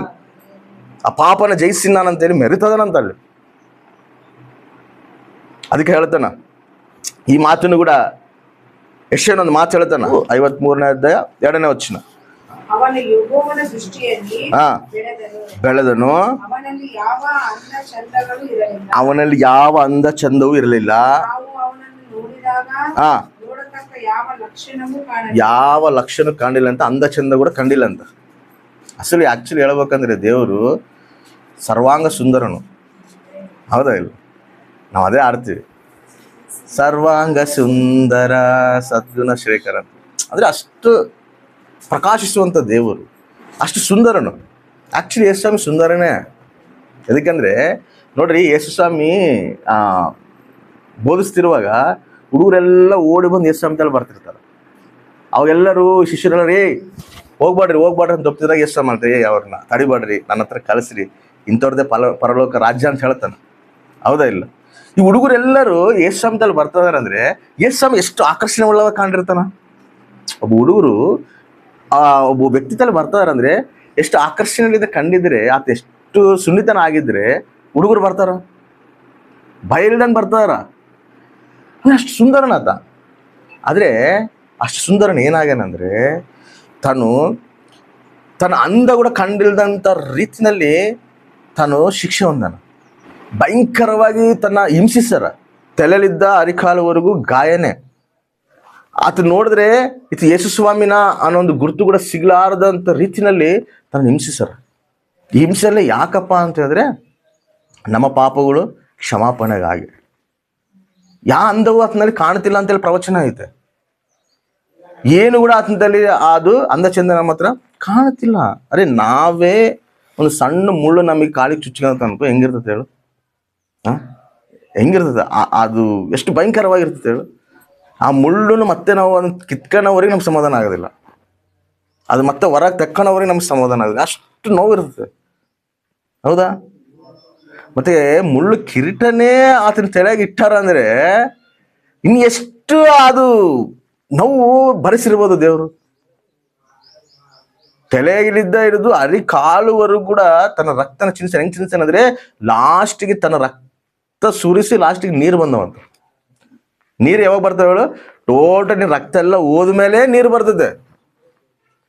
ಅಂದ್ರೆ ಬಾಡಿನಾಗಿರೋ ಪೂರ ರಕ್ತ ಇನ್ನು ಲಾಸ್ಟ್ ಚುಕ್ಕೆ ಕೂಡ ದೇವರು ತನ್ನ ರಕ್ತನ ಸುರಿಸನ. ಆಮೇನ್. ಯಾರಿಗಾಗಿ ಸುರಿಸನಪ್ಪ ಅಂತ ಹೇಳಿದ್ರೆ ನಮಗಾಗಿ ಸುರಿಸನ, ನಮ್ಮ ಪಾಪಗಳಿಗಾಗಿ ಸುರಿಸ್ತಾನೆ. ತನ್ನಲ್ಲಿ ಯಾವ ಅಂದ ಕೂಡ ಕಾಣಬಾರ್ದಂತ. ಅದಕ್ಕೆ ಆತನು ಗೆತ್ಸೆಮನೆ ತೋಟನಲ್ಲಿ ಕೂಡ ಕುತ್ಕೊಂಡು ಪ್ರಾರ್ಥನೆ ಮಾಡ್ತಿರುವಾಗ ತಾನು ಅಲ್ಲಿ ಕೂಡ ರಕ್ತ ಸುರಿಸ್ತಾನ. ಎಷ್ಟು ಟೆನ್ಷನ್ ಆಗಿರ್ತಾನ ಭಯಂಕರವಾಗಿ. ಆಕ್ಚುಲಿ ಹೇಳ್ಬೇಕಂದ್ರೆ ಅಲ್ಲಿ ಏನಂತ ಹೇಳ್ತಾನೆ ಹೇಳಿ ಯೇಸುಸ್ವಾಮಿ, ತಂದೆ ನಿನ್ ಚಿತ್ತವಾದ್ರೆ ಈ ಪಾತ್ರ ನಾನಿದ ತೊಲಗಿಸ ಅಂತ ಹೇಳ್ತಾನ. ತೊಲಗಿಸ ಅಂತ ಹೇಳೋಣ ಅಂದ್ರೆ ಆತೇನು ಅದಕ್ಕೆ ಬೈಬಿದ್ದು ಹೇಳೋಣ ಅಂತಲ್ಲ. ನನ್ಗೆ ಈ ಭಾರನ ಹೋರಕ್ ಆಗೋದಿಲ್ಲ, ಈ ಭಾರನ ನನಗೆ ತಟಗನಕ್ ಆಗೋದಿಲ್ಲ, ಈ ಹಿಂಸೆನ ತಟಗನಕ್ ಆಗೋದಿಲ್ಲ ಅಂಥೇಳಿ ಆ ಹಿಂಸೆನ ತಟಗನಕ್ ಆಗವಲ್ದಂತೇಳಿ ಆತ ಹೇಳಿಲ್ಲ. ಅದು ಬೈಬಿದ್ದು ನನಗೆ ಶಿಲ್ವೆಗೆ ಹಾಕ್ತಾರೇನೋ, ನನಗೆ ಮುಳ್ಳು ಕಿರೀಟ ಇಡ್ತಾರೇನೋ, ನನ್ನ ಮೇಕ್ ಹೊಡಿತಾರೇನೋ ಅಂತೇಳಿ ಬೈಬಿದ್ದು ತಂದೆ ನಿನ್ ಚಿತ್ತವಾದ್ರೆ ಈ ಪಾತ್ರ ನನ್ನಿಂದ ತೆಗೆ ಅಂತ ಹೇಳಿಲ್ಲ ಆತ. ಎದಕ್ಕೆ ಹೇಳೋಣಂದ್ರೆ ಇವಾಗ ಯಾವಾಗಾದ್ರೂ ಯೇಸುಸ್ವಾಮಿ ಮೇಲೆ ಪಾಪ ನಮ್ಮ ಮಾನವರ ಪಾಪ ಎಲ್ಲ ಯೇಸುಸ್ವಾಮಿ ಮೇಲೆ ಬರ್ತತೋ ಅವಾಗ ತಂದೆ ಏನಾಗ್ತಾನ? ಮಗನಿಂದ ದೂರ ಆತನ. ಎದಕ್ಕಂದ್ರೆ ತಂದೆ ಪರಿಶುದ್ಧನು. ಇವವರೆಗೆ ಯೇಸುಸ್ವಾಮಿ ತಂದೆ ತಲ್ಲೇ ಅದಾನ. ನಾನು ತಂದೆ ಒಂದೇ ಅಂತ ಹೇಳೋಣ, ಇಬ್ರು ಒಂದೇ ಆಗ್ಯದಾರ. ಯಾವಾಗಾದ್ರೂ ಇವಾಗ ಮಾನವರ ಪಾಪ ಎಲ್ಲ ಮಗನ ಮೇಲೆ ಬರ್ತತೋ ಇವಾಗ ತಂದೆ ಏನಾತಾನ? ದೂರ ಆತಾನ. ಈ ದೂರ ಅತಿ ಇಷ್ಟ ಆಗಿಲ್ಲ. ಒಂದು ಕ್ಷಣ ಕೂಡ ನಿನ್ನ ಬಿಟ್ಟು ನಾನು ಇರೋದಿಲ್ಲ. ಈ ಪಾಪ ನನ್ನ ಮೇಲೆ ಬಂದೈತಂದ್ರೆ ನಿನಗೆ ನನಗೆ ದೂರ ಬರ್ತತಲ್ಲ, ನನ್ನಿಂದ ದೂರ ಆತಿಯಲ್ಲ, ನಿನ್ನಿಂದ ದೂರ ಆಗೋದು ನನಗೆ ಇಷ್ಟ ಇಲ್ಲ. ನಿನ್ನ ಚಿತ್ತವಾದ್ರೆ ಈ ಪಾತ್ರೆ ನನ್ನಿಂದ ತೊಲಗಿಸು ಅಂತ ಹೇಳೋಣ. ಬೈಬಿದ್ದು ಹೇಳಿಲ್ಲ. ಅದು ಬಂದಿರೋದೇ ಅದಕ್ಕಾಗಿ, ಬಂದಿರೋದೇ ಪ್ರಾಣ ಕೊಡೋಕ್ಕಾಗಿ. ಅದು ದೂರ ಆಗಬಾರ್ದಂತ ಹೇಳಿ ಕೇಳೋಣ. ಮತ್ತೇನಂತೇನೆ ಹೇಳು? ನನ್ನ ಚಿತ್ತ ಅಲ್ಲ, ನಿನ್ನ ಚಿತ್ತನೇ ನೆರವೇರಲಿ. ಆಮೇನ್. ಹಾಲೆಲೂಯ. ಅಲ್ಲಿ ಕೂಡ ಆ ಪ್ರೆಷರ್ನಲ್ಲಿ ಕೂಡ ಅಲ್ಲಿ ಆ ರಕ್ತ ಚಿಂಸಲು ಕೂಡ ಆತಂದು ಮುಖ ಹೆಂಗಾಗ್ಬಿಟ್ಟೈತಂದ್ರೆ ಭಯಂಕರವಾಗಿ ಅಷ್ಟು ಟೆನ್ಷನ್ ತಗೊಂಡಿಲ್ಲ ಅಂದ್ರೆ ರಕ್ತ ಬರೋದಿಲ್ಲ. ಅದು ಬರ್ತತ? ಸುಮ್ಮನೆ ಬೆವ್ರನಾಗಿದ್ದ ರಕ್ತ ಬರ್ಬೇಕಂದ್ರೆ ಬರ್ತದೆ? ಸುಮ್ಮನೆ ಬರ್ತತ? ಎಷ್ಟು BP ಪ್ರೆಷರ್ ಹೆಚ್ಚಾಗಿದ್ರೆ ಬರ್ತತೆ. ಅದು ಇವ ನೋಡು, ಹಾಲು ಇಟ್ಟಿರ್ತೀವಿ, ಹಾಲು ಉಕ್ಕದಾಗ ಅದು ಫುಲ್ ಹೀಟ್ ಹೆಚ್ಚಾದ್ರೇನೆ ಉಕ್ಕುತ್ತದ. ಅದು ಹೀಟ್ ಹೆಚ್ಚಾಗಿಲ್ಲ ಅಂದ್ರೆ ಉಕ್ಕೋದಿಲ್ಲ. ಅದು ಆಫ್ ಮಾಡಿ ಸುಮ್ಮನೆ ಗ್ಯಾಪ್ ಆಫ್ ಮಾಡಿ ಹಾಲು ಇಟ್ಟರೆ ಅದು ಉಕ್ಕುತ್ತ. ಫುಲ್ ಹೀಟ್ ಹೆಚ್ಚಾದ್ರಲ್ಲ ಹಂಗ ಅಷ್ಟು ಹೀಟ್, ಆ ಪ್ರೆಷರ್ ಹೆಚ್ಚಾಗಿರೋದಕ್ಕೆ ಕುಕ್ಕರ್ ಕೂಡ ವಿಸಿಲ್ ಹೊಡಿಬೇಕಂದ್ರೆ ಹೀಟ್ ಹೆಚ್ಚಾಗ್ಬೇಕು, ಪ್ರೆಷರ್ ಹೆಚ್ಚಾಗ್ಬೇಕು. ಹಂಗ ಅಷ್ಟು ಪ್ರೆಷರ್ ಅನುಭವಿಸಿ ಬೆವ್ರನಾಗಿದ್ದ ತನ್ನ ರಕ್ತನ ಅಲ್ಲಿ ಗೆತ್ಸೆಮನೆ ತೋಟದಲ್ಲಿ ಚಿಂದಿಸನ. ಎದಕ್ಕೆ ಗೆತ್ಸೆಮನೆ ತೋಟದಲ್ಲಿ ರಕ್ತ ಚಿಂದಿಸನ? ಎದಕ್ಕೆ ಹೇಳಿದೆ ನಾನು ಅದನ್ನ? ಏದೇನು ತೋಟದಲ್ಲಿ ಪಾಪ ಫಸ್ಟ್ ಅಲ್ಲಿ ಪ್ರಾರಂಭ ಆಗತ್ತೆ. ಅದನ್ನ ಎಲ್ಲಿ ಮುಗಿಸ್ತಾನ? ಗೆತ್ಸೆಮನೆ ತೋಟದಲ್ಲಿ ರಕ್ತ ಚಿಂದಿಸಿ ಅದನ್ನು ಮುಗಿಸ್ತದನ. ಸರಿ, ಇಲ್ಲಿ ಆ ಒಂದು ಬೆವ್ರಲಿದ್ದೇನೆ ರಕ್ತ ಎದಕ್ಕೆ ಬಂದೈತೆ? ಬೆವ್ರಲಿದ್ದ ರಕ್ತ ಎದಕ್ಕೆ ಸುರಿಸನಪ್ಪ ದೇವ್ರಲ್ಲಿ ಅಂತ ಹೇಳಿದ್ರೆ, ಯಾವಾಗಾದ್ರೂ ಆದಮ್ ಪಾಪ ಮಾಡ್ತಾನೋ, ದೇವ್ರ ವಿರುದ್ಧ ಪಾಪ ಮಾಡ್ತಾನೋ, ಅವು ದೇವ್ರ ಏನಂತ ಹೇಳ್ತಾನೆ ಗೊತ್ತಾ? ನಿನ್ಲಿದ್ದ ಈ ಭೂಮಿ ಶಾಪ ಆಗತ್ತೆ. ಇವ್ ನೀನೇನ್ ಮಾಡ್ಬೇಕು ಗೊತ್ತಾ? ಈ ಭೂಮಿನ ನೀನು ವ್ಯವಸಾಯ ಮಾಡಿ ಇದ್ರಾಗಿದ್ದ ನೀನು ಬೆವರು ಸುರಿಸಿ ನಿನ್ನ ಆಹಾರ ನಿಲ್ಲಿದ್ದ ನೀನು ತಣ್ಕೋಬೇಕು, ಕಷ್ಟಪಟ್ಟು ನೀನು ತಣ್ಕೋಬೇಕು. ಆ ಶಿಕ್ಷೆ ಹೇಳ್ತಾನ. ನಿನ್ಲಿದ್ದ ಶಾಪ ಬಂದೈತಿ, ಇದಕ್ಕೆ ನೀನು ಬೆವರು ಸುರಿಸ್ಬೇಕು. ಹಂಗೆ ಅದರಿಂದ ನೀನು ಪೋಷಿಸಲ್ಪಡ್ಬೇಕಂತ ಹೇಳಿ ಹೇಳ್ತಾನ. ಆದಾಮ್ಲಿದ್ದ ಶಾಪ ಬಂದೈತೆ, ಅದನ್ನ ಏನು ಮಾಡ್ತಾನೆ ಗೊತ್ತಾ? ಆ ಬೆವ್ರಲಿದ್ದನೇ ದೇವರು ತನ್ನ ರಕ್ತವನ್ನು ಚಿಂದಿಸಿ ಆ ಶಾಪನ ಅಲ್ಲಿ ನಿರ್ಮೂಲ ಮಾಡ್ಯಾನ. Amen, hallelujah. ಅರ್ಥ ಆಯ್ತಾ? ಅದಕ್ಕೆ ಹೇಳಿದ್ವ, ಯೇಸು ಸ್ವಾಮಿ ಏನೇ ಮಾಡಲಿ ಅದಕ್ಕೆ ಹಿಂದೆ ಒಂದು ಪ್ರಣಾಳಿಕೆ ಇರ್ತತೆ, ಒಂದು ಉದ್ದೇಶ ಇರ್ತತೆ. ಅಲ್ಲಿ ಗೆತ್ಸೆಮನೆ ತೋಟದಲ್ಲಿ ಬೆವ್ರಲಿದ್ದ ರಕ್ತ ಬಂದೈತೆ ಅಂದ್ರೆ ಸುಮ್ಮನೆ ಬಂದಿಲ್ಲ ಅದು. ಎದಕ್ಕೆ ಅಲ್ಲಿ ರಕ್ತ ಅಲ್ಲಿ ಬೆವ್ರಲಿದ್ದ ರಕ್ತ ಬಂದೈತೆ ಅಂದ್ರೆ, ಆದಾಮಲ್ಲಿ ಏನು ಮಾಡ್ಯಾನಂದ್ರೆ ಪಾಪ ಮಾಡಿ ಆದಾಮ್ಲಿದ್ದ ಬಂದಿರೋಂಥ ಶಾಪನ ನೀನು ಕಷ್ಟ ಮಾಡಿ, ನೀನು ಕಷ್ಟಪಟ್ಟು ನಿನ್ನ ಬೆವರು ಸುರಿಸಿ ಇದನ್ನ ನೀನು ಹೊಂದ್ಕೋಬೇಕು, ನೀನು ಪಡ್ಕೋಬೇಕು ನೀನು ಅಂತ ಹೇಳಿ ದೇವ್ರು ಹೇಳಿದಾಗ ಅದನ್ನ ಏನ್ ಮಾಡೋಣ? ದೇವರು ಆ ಒಂದು ಶಾಪನ, ಆದಾಮಲಿದ್ದ ಬಂದಿರೋಂಥ ಶಾಪನ, ಆ ಬೆವ್ರಲಿದ್ದ ಬಂದಿರೋಂಥ ಶಾಪನ ಅದೇ ಬೆವ್ರನಾಗ ತನ್ನ ರಕ್ತನ ಚಿಂದಿಸಿ, ಪರಿಶುದ್ಧ ರಕ್ತನ ಚಿಂದಿಸಿ ಅಲ್ಲಿ ಏನ್ ಮಾಡೋಣ? ಆ ಪಾಪನಲ್ಲಿ ಪರಿಹಾರ ಮಾಡೋಣ. Amen, hallelujah. ಅಷ್ಟು ರೀತಿಯಲ್ಲಿ ದೇವರು ಆ ಶಿಕ್ಷೆನ ಅನುಭವಿಸ್ಯಾನ. ಎದಕ್ಕಾಗಿ ಅನುಭವಿಸ್ಯಾನ ಅಂದ್ರೆ ಆದಾಮಲ್ಲಿ ಬಂದಿರೋಂಥ ಶಾಪನ ನಿರ್ಮೂಲ ಮಾಡಾಕ. ಆ ಒಂದು ಶಾಪ ಯಾವಾಗಾದ್ರೂ ನೀನು ಬೆವರು ಸುರಿಸಿ ನೀನು ಇದನ್ನ ಸೇದೆ ಮಾಡ್ಬೇಕಂತ ಹೇಳಿದಾಗ ಈ ಭೂಮಿನಾಗ ಏನು ಬರ್ತದೆ ಗೊತ್ತಾ? ಮುಳ್ಳು ಬರ್ತದೆ. ಅಲ್ಲಿವರೆಗೆ ಮುಳ್ಳಿಲ್ಲ ಭೂಮಿ ಮೇಲೆ. ಚೆನ್ನಾಗಿ ಫಲ ಚೆನ್ನಾಗಿ ಬರಾಕತ್ತವ, ಫಲ ಚೆನ್ನಾಗೈತೆ. ನೋಡೋಣ ದೇವರು ಎಲ್ಲ ಸಮೃದ್ಧ ಐತಪ್ಪ ನಿನಗೆ, ಆರಾಮ್ಸೆ ನೀನು ರಾಜನಾಗಿರು ಅಂತೇಳಿ ದೇವ್ರು ಹೇಳಿದಾಗ, ಇದು ದೇವ್ರ ಆಜ್ಞೆನ ಮೀರಿ ಪಾಪ ಮಾಡಿ ಈ ಭೂಮಿಗೆ ಶಾಪ ಬಂದಾಗ ಭೂಮಿನಾಗಿದ್ದ ಅವಾಗ ಮುಳ್ಳುಗಳು ಬಂದವ. ಎದಕ್ಕೆ ಮುಳ್ಳುಗಳು ಬಂದವ ಅಂತ ಹೇಳಿದ್ರೆ, ಆದಾಮು ಏದೇನು ತೋಟದಿಂದ ಹೊರಗೆ ಬಂದಾಗ, ಆದಾಮ್ ನಡೀತಿರುವಾಗ ಆದಾಮ್ ಮುಳ್ಳು ಚುಚ್ಕೊಂಡಾಗ ಆದಾಮ್ ಗುರ್ತು ಬರಬೇಕು ತಾನು ಮಾಡಿರೋ ಪಾಪ. ಈ ಮುಳ್ಳು ಎದಕ್ಕಂದ್ರೆ ನಾನು ಅವಾಗ ಮಾಡಿರೋ ಪಾಪಕ್ಕೆ ಇದು ಗುರ್ತು ಮಾಡ್ತಾನೆ ದೇವರು. ಅವ ಮತ್ತೆ ಕ್ಷಮಾಪಣೆ ಕೇಳಿ, ದೇವ ನಾವು ಮಾಡಿರೋ ತಪ್ಪನ ಹೌದಂತೇಳಿ ಗುರ್ತು ಮಾಡ್ಕನಕ ಮುಳ್ಳಿನಲ್ಲಿ ಇದು ಮಾಡೋಣ. ಶಾಪಲ್ಲಿದ್ದ ಮಾನವನ ಏನು ಮಾಡೋಣ? ಮುಳ್ಳು ಐತೆ ಅಂತೇಳಿ ಇನ್ನು ಮುಳ್ಳನ್ನು ಚುಚ್ಕೊಂಡಂಗೆಲ್ಲ ಇನ್ನು ದೇವ್ರನ್ನ ಗುರ್ತು ಮಾಡ್ಕೋಬೇಕಲ್ಲ. ಇವನೇನು ಮಾಡೋಣ? ಸರೇ, ಇದನ್ನ ನಾವು ದೇವ್ರದಲ್ಲಿ ಹೋಗೋದೇನೈತೆ, ನಾವೇ ಇದನ್ನ ಇದ್ರಾಗಿದ್ದು ಕಾಪಾಡ್ಕೋಬೇಕಂತೇಳಿ ಮಾನವನ ಏನು ಮಾಡೋಣ? ಚಪ್ಪಲಿನ ರೆಡಿ ಮಾಡ್ಕೊಂಡ, ಚಪ್ಪಲಿನ ಕಣ್ಣಿಡ್ಕೊಂಡನ. ಎದಕ್ಕೆ ಹೇಳು? ಮುಳ್ಳು ಚುಚ್ಕೊಳಕದವ. ಚಪ್ಪಲಿ ಕಣ್ಣು ಹಿಡ್ಕೊಂಡ್ರೆ ಮುಳ್ಳು ಚುಚ್ಚೋದಿಲ್ಲ. ಅಂದ್ರೆ ತನ್ನನ್ನು ತಾನೇ ರಕ್ಷಣೆ ಹೊಂದಿಸ್ಕೊಳಕ ತಾನು ಪ್ರಯತ್ನ ಪಟ್ಟಾನ ಮಾನವನು. ದೇವ್ರದಲ್ಲಿ ಹೋಗುವಲ್ಲ. ಅದಕ್ಕೆ ಇವಾಗ ಏನು ಮಾಡ್ತಾರೆ ಗೊತ್ತಾ? ನೋಡಪ್ಪ, ನಾನು ರಕ್ತದಲ್ಲಿದ್ದೇನೆ, ನಿಮಗೆ ರಕ್ಷಣೆ. ಇನ್ನು ಬೇರೆ ನೀವು ಎಲ್ಲಿಗೆ ಹೋದ್ರು ಕೂಡ ನಿಮ್ಗೆ ರಕ್ಷಣೆ ಇಲ್ಲ ಅಂದ್ರೆ ಏನು ಮಾಡ್ತಾರೆ ಹೇಳಿ ಎಲ್ಲರೂ?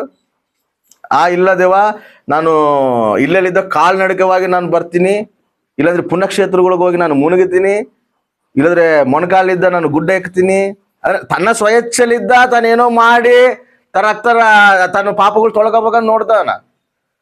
ಅವಾಗ ಮಾಡಿರದ ಹಂಗೆ ಮಾಡಿರದ ಅವರು.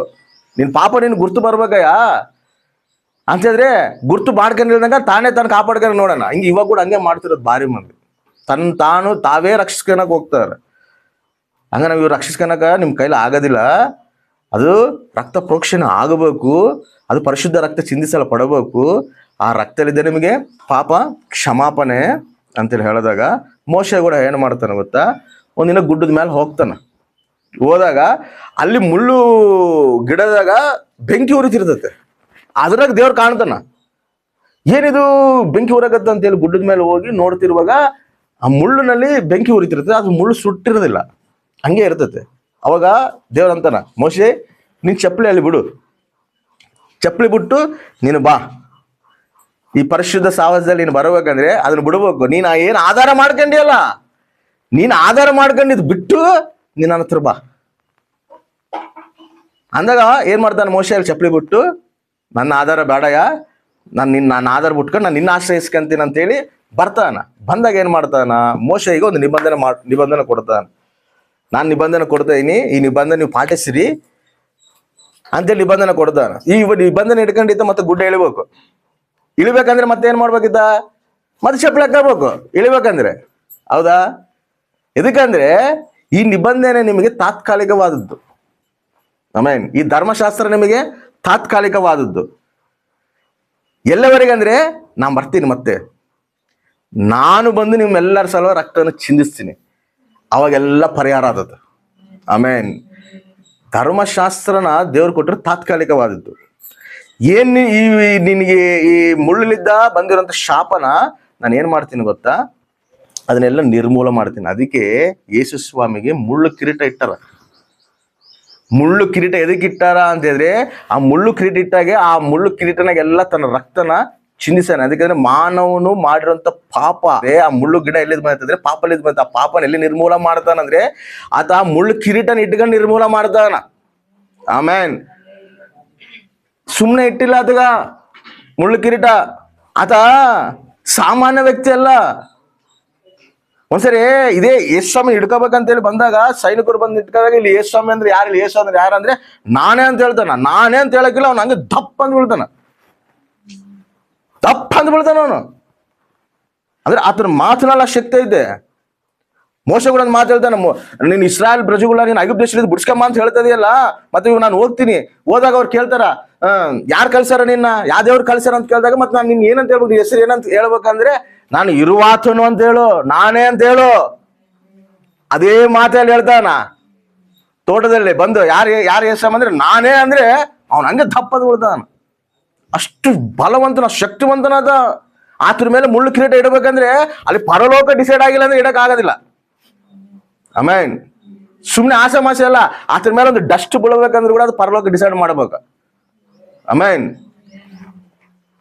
ಸುಮ್ಮನೆ ಅದನ್ನ ಹೊಡೆದಾರ, ಗಾಯಪಡಿಸಿದ್ರು ಕೂಡ ಅದು ಪರಲೋಕ ಡಿಸೈಡ್ ಮಾಡ್ಬೇಕು. ಎದಕ್ಕಂದ್ರೆ ನನ್ನ ಗಾಯಲಿದ್ದೇನೆ ನಿಮಗೆ ಸ್ವಸ್ಥತೆ, ನಮಗೆ ಸ್ವಸ್ಥತೆ ಆಗ್ಬೇಕಂತೇಳಿ ಆತ ಗಾಯ ಒಂದನ. ನಾವು ಮಾಡಿರೋಂಥ ತಪ್ಪನ, ನಾವು ಮಾಡಿರೋಂಥ ಶಾಪನ, ಮುಳ್ಳು ಶಾಪನ, ಆ ಶಾಪನ ತೊಲಗಿಸಾಕ ಆತ ಮುಳ್ಳು ಕಿರೀಟ ಇಟ್ಕೊಂಡನ. ಆಮೇನ್. ಹಲ್ಲೆಲೂಯಾ. ಬೆವರ್ಲಿದ್ದ ಬಂದಿರೋಂಥ ಶಾಪನ, ಆ ಬೆವರಿದ್ದೇನೆ ತನ್ನ ರಕ್ತನ ಸುರಿಸಿ ಆ ಶಾಪನ ತೊಲಗಿಸ. ನಾವು ಮಾಡಿರೋ ಪ್ರತಿ ಪಾಪಗ ಅದಲ್ಲಿ ನಿರ್ಮೂಲ ಮಾಡೋಣ ತನ್ನ ರಕ್ತನ ಚಿಂದಿಸಿ. ಸುಮ್ಮನೆ ಅಲ್ಲ ಅದು. ಯೇಸುಸ್ವಾಮಿನ ಮುಟ್ಟಬೇಕಂದ್ರೆ ಸುಮ್ಮನೆ ಅಲ್ಲ ಅದು. ವ್ಯಕ್ತಿ ಕೂಡ ಯೇಸುಸ್ವಾಮಿ ಮುಟ್ಟಕ್ಕೆ ಸುಮ್ಮನೆ ಆಗೋದಿಲ್ಲ. ಆತ ಅಪ್ಪಗಿಸ್ಕೊಂಡಿದ್ರೇನೆ ಮುಟ್ತಾರ. ತನ್ನನ್ನು ತಾನು ಅಪ್ಪಗಿಸ್ಕೊಂಡಾನ. ಎದಕ್ಕೆ ಅಪ್ಪಗಿಸ್ಕೊಂಡಾನ ಅಂದ್ರೆ ನಿನ್ನ ಸಲುವಾಗಿ, ನನ್ನ ಸಲುವಾಗಿ, ನೀನ್ ರಕ್ಷಣೆ ಹೊಂದಬೇಕಂತ ಹೇಳಿ, ನಾನು ರಕ್ಷಣೆ ಹೊಂದಬೇಕಂತೇಳಿ. ಎದಕ್ ಪ್ರಭು ಇಷ್ಟೆಲ್ಲ ಕಷ್ಟ ಅಂದ್ರೆ ನಿನ್ನ ಸಲುವಾಗಿ. ಎದಕ್ ಪ್ರಭು ಇಷ್ಟೆಲ್ಲ ನಿನಗೆ ಬಾಧೆ ಅಂದ್ರೆ ನಿನ್ನ ಸಲುವಾಗಿ. ಎದಕ್ ಪ್ರಭು ಇಷ್ಟೆಲ್ಲ ನೋವು ಅಂದ್ರೆ ನಿನ್ನ ಸಲುವಾಗಿ. ನೋವು ಆಗದತೆ, ಬಾಧೆ ಆಗದತೆ. ಅದಕ್ಕೆ ಕೇಳ್ತೇನೆ ನನ್ನ ತಂದೆಗೆ, ತಂದೆ ನೀನು ಚಿತ್ತವಾದರೆ ತೊಲಗಿಸಯ್ಯ. ನೀನು ಬಿಟ್ಟು ನಾನು ಒಂದು ಕ್ಷಣ ಕೂಡ ಇರೋಕ್ಕಾಗೋದಿಲ್ಲ, ಒಂದು ನಿಮಿಷ ಕೂಡ ಇರೋಕ್ಕಾಗೋದಿಲ್ಲ. ಕೇಳ್ತಾನ. ಕೇಳ್ತಿದ್ದಾಗ ಮತ್ತೆ ಏನಂತಾನಂದ್ರೆ, ಅಲ್ಲಯ್ಯ ನಿನ್ನ ಚಿತ್ತನೇ ನೆರವೇರಲಿ. ಸರಿ, ನಾನು ಪ್ರಾಣನ ಕೊಡ್ತೀನಿ, ಎಲ್ಲರನ್ನ ನಿನ್ನ ಸಮಾಧಾನ ಪಡಿಸ್ತೀನಿ. ನಾನು ಲೋಕ ಕಲ್ಯಾಣಕ್ಕಾಗಿ ಆತ ಬಂದಿರೋದು. ಆಮೇನ್. ಹಲ್ಲೆಲೂಯಾ. ಸುಮ್ಮನೆ ಎಲ್ಲ ಆತನ ಮುಟ್ಟಬೇಕಂದ್ರೆ ಸಿಲುವೆಗೆ ಹಾಕನ ಮೂರು ಮೇಕುಗಳು ಕಿತ್ಕೊಳಕ್ ಆಗೋದಿಲ್ಲ. ಆತ ಅಲ್ಲಿ ಸಮರ್ಪಿಸ್ಕೊಂಡಿಲ್ಲ ಅಂದ್ರೆ ಯಾರು ಆತ ಮುಟ್ಟಕ್ಕೆ ಅಧಿಕಾರನೇ ಇಲ್ಲ. ಅವ್ರಿಗೆ ಎಷ್ಟು ಸಮಯ ಅಲ್ಲೇ ತಿರುಗ್ತಾನ, ಅವ್ರ ತಲೆ ತಿರುಗ್ತಾನ, ಅವ್ರ ತಲೆ ಬೋಧಿಸ್ತಾನ. ಯಾವಾಗ್ಲೂ ಹಿಡ್ಕೋಬೇಕಂತ ಬಂದವರು ಯಾವಾಗ್ಲೂ ಆತ ಹಿಡ್ಕೊಂಡೇ ಇಲ್ಲ. ಹೌದಾ ಇಲ್ಲ? 3 ವರ್ಷ ಆತ ಬೋಧಿಸ್ತಾನೆ ಅದನ್ನ. ಅಲ್ಲಿ ಅವಾಗ ತಗೊಂಡಾಗ ಹಿಡ್ಕೋಬೋದಾಗಿತ್ತಲ್ಲ. ಒಂದ್ಸರಿ ಬಂದು ಶಿಷ್ಯನ ಕೇಳ್ತಾನ, ನಿನ್ನ ರಾಜನ ಕರಿತಾನಂದ್ರೆ ಹೋಗಿ ಆ ನಾಯಿಗೆ ಹೇಳ ಅಂತ ಹೇಳ್ತಾನ. ನಂದಿನ್ನ ಸಮಯ ಬಂದಿಲ್ಲ ಅಂತೇಳಿ ಆ ನಾಯಿಗೆ ಹೋಗಿ ಹೇಳ ಅಂತ ಹೇಳ್ತಾನ. ಯಾರಿಗೆ ಹೇಳ್ತಾನ? ಚಕ್ರವರ್ತಿಗೆ ಹೇಳ್ತಾನ. ರೋಮಪುರದ ಚಕ್ರವರ್ತಿ ಅಂದ್ರೆ ನಡಗ್ತಿರ್ತಾರಲ್ಲಿ, ಬೈಬಲ್ ತಿರ್ತಾರಲ್ಲಿ. ಆ ನಾಯಿಗೆ ಹೇಳೋ ಇನ್ನ ನನ್ನ ಸಮಯ ಬಂದಿಲ್ಲ ಹೋಗ ಅಂತ ಹೇಳ್ತಾನ. ಅಂದ್ರೆ ನೀನ್ ನನ್ನ ಏನು ಮಾಡಕ್ ಆಗೋದಿಲ್ಲ. ಅದಕ್ಕೆ ಪಿಲಾತು ಕೂಡ ಹೇಳ್ತಾನ, ನೀನ್ ರಾಜನ ಅಂತ ಹೇಳಿದ್ರೆ, ನನ್ನ ರಾಜನ, ನಾನು ನಿನ್ ಶಿಕ್ಷೆ ಹಾಕ್ತೀನಿ ಗೊತ್ತಾ ಅಂದ್ರೆ, ಅರೇ ನನ್ನ ತಂದೆ ನಿನ್ಗೆ ಹೇಳಿಲ್ಲ ಅಂದ್ರೆ ನೀನ್ ನನ್ನ ಶಿಕ್ಷೆ ಹಾಕಕ್ಕೆ ನಿನ್ ಕೈಯಲ್ಲ ಅಧಿಕಾರನೇ ಇಲ್ಲ ಅಂತ ಹೇಳ್ತಾನ. ಅದೆಲ್ಲ ಪರಲೋಕ ಆಲ್ರೆಡಿ ಡಿಸೈಡೆಡ್. ಒಂದ್ಸರಿ ಯೇಸು ಸ್ವಾಮಿ ಪ್ರಕಟಣೆ ನೀವು ಓದಿದಾಗ ನೀವು ನೋಡ್ರಿ, ಆ ತಂದೆ ತಲ್ಲಿ ಒಂದು ಸುರುಳು ಇರ್ತದೆ, ಒಂದು ಒಂದು ಪೇಪರ್ ಕಟ್ಟ ಇಟ್ಕೊಂಡಿರ್ತಾನ. ಅದೇನಂದ್ರೆ ನೆಕ್ಸ್ಟ್ ಇನ್ನು ಭವಿಷ್ಯತ್ನಲ್ಲಿ ಏನೇನ್ ಆಗ್ತಾವ, ಏನೇನ್ ಸಂಭವಿಸ್ತಾವ ಅವನ್ನೆಲ್ಲ ಹೇಳ್ಬೇಕಂದ್ರೆ ಅದನ್ನ ಇಟ್ಕೊಂಡಿರ್ತಾನ. ಅದನ್ನ ಬಿಚ್ಚಾಕ ಪರಲೋಕದಾಗ ಯಾರಿಗ ಅಧಿಕಾರ ಇರೋದಿಲ್ಲ.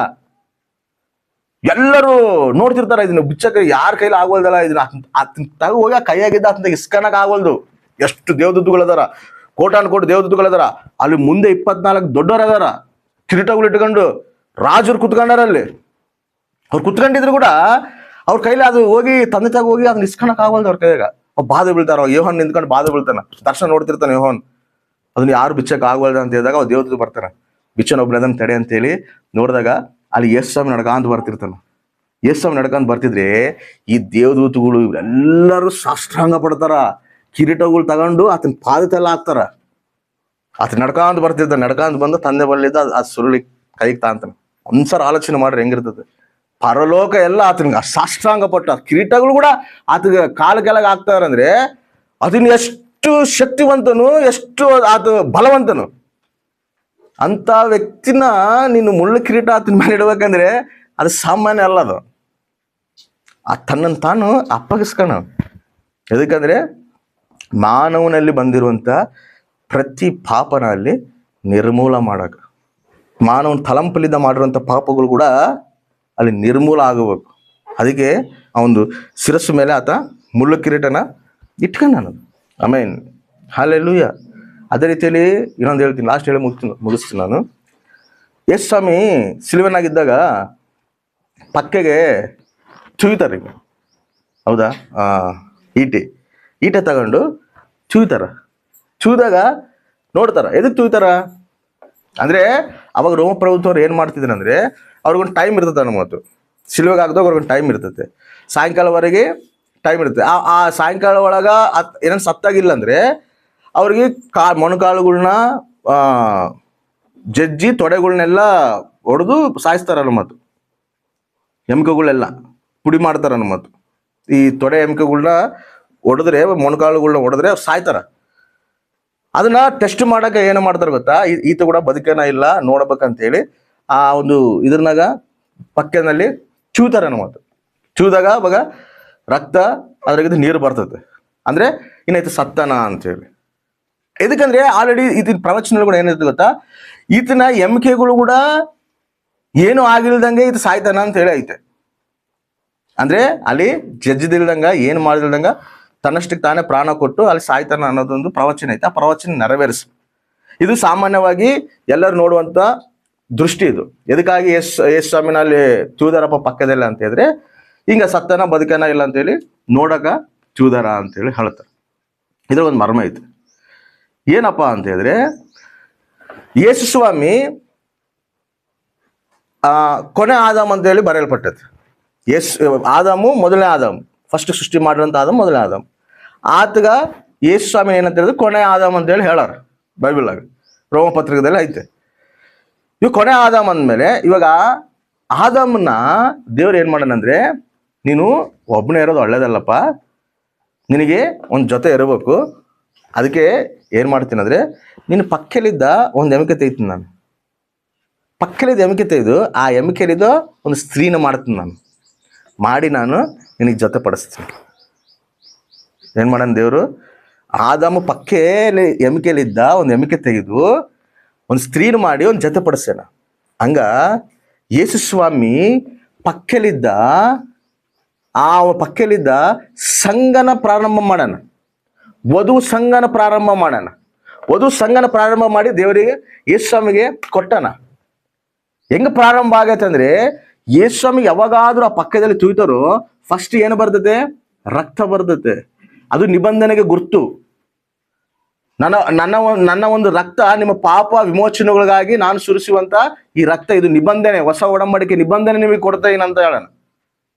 ಅಂದ್ರೆ ಆ ರಕ್ತಲಿದ್ದ ಯಾರಾದ್ರೂ ಆ ರಕ್ತ ಆಶ್ರಯಿಸ್ತಾರೋ, ಯಾರಾದ್ರೂ ಆ ರಕ್ತನ ಹತ್ರಕ್ಕೆ ಬರ್ತಾರೋ, ಆ ರಕ್ತಲಿದ್ದ ತೊಳೆಯಲ್ಪಡ್ತಾರೋ ಅವರೆಲ್ಲರೂ ರಕ್ಷಣೆದಲ್ಲಿ ಬರ್ತಾರೋ, ವಧು ಸಂಘದಲ್ಲಿ ಸೇರ್ತಾರ. ಹೆಂಗ್ ಸೇರ್ತಾರೆ ಅಂದ್ರೆ ಫಸ್ಟ್ ರಕ್ತನ ಆಶ್ರಯಿಸ್ಬೇಕು, ಆಮೇಲೆ ನೀರು ಬರ್ತತೆ, ಬಾಪ್ತಿಸಮ್ ತಗೋಬೇಕು. ಆಮೇನ್, ಹಲ್ಲೆಲೂಯಾ. ಅದಕ್ಕೆ ರಕ್ತ ಆಮೇಲೆ ನೀರು ಬರ್ತತೆ. ರಕ್ತ ನೀರಿಗೆ ಯಾವ್ದು ಸಾದೃಶ್ಯ ಅಂದ್ರೆ ಫಸ್ಟ್ ನಾವು ರಕ್ತದಲ್ಲಿ ತೊಳೆಯಲ್ಪಡಬೇಕು. ಆಮೇಲೆ ಬಾಪ್ಸನ್, ನೀರಿನಲ್ಲಿ ಬಾಪ್ಸನ್ ತಗೋಬೇಕು. ಯೇಸು ಸ್ವಾಮಿಗೆ ನಾವು ಸನ್ನಿಹಿತರಾಗಬೇಕು, ವಧು ಸಂಘ ಆಗ್ಬೇಕು. ಅದಕ್ಕೆ ಆತನು ಮತ್ತೆ ಬರ್ತಾನ. ಎದಕ್ಕಾಗಿ ಬರ್ತಾನ? ವಧುಗಾಗಿ ಬರ್ತಾನ, ನಮ್ಮ ಸಲುವಾಗಿ ಬರ್ತಾನ. ಸುಮ್ಮನೆ ಪಕ್ಕದಲ್ಲಿ ತೂದಾರೆ ಅಂದ್ರೂ ಕೂಡ ಅದಕ್ಕೊಂದು ಕಾರಣ ಐತೆ. ಸುಮ್ಮನೆ ತೂದಿಲ್ಲ. ಎಲ್ಲರೂ ಏನಂತಾರೆ ಹೇಳು? ಸತ್ತನ ಬದುಕನ ಗೊತ್ತಾಗಕ್ಕೆ ತೂದಾರೆ ಅಂತ ಅಲ್ಲ. ಅದಕ್ಕೊಂದು ಹಿಂದೆ ಒಂದು ಪ್ರಣಾಳಿಕೆ ಐತೆ, ಒಂದು ಉದ್ದೇಶ ಐತೆ.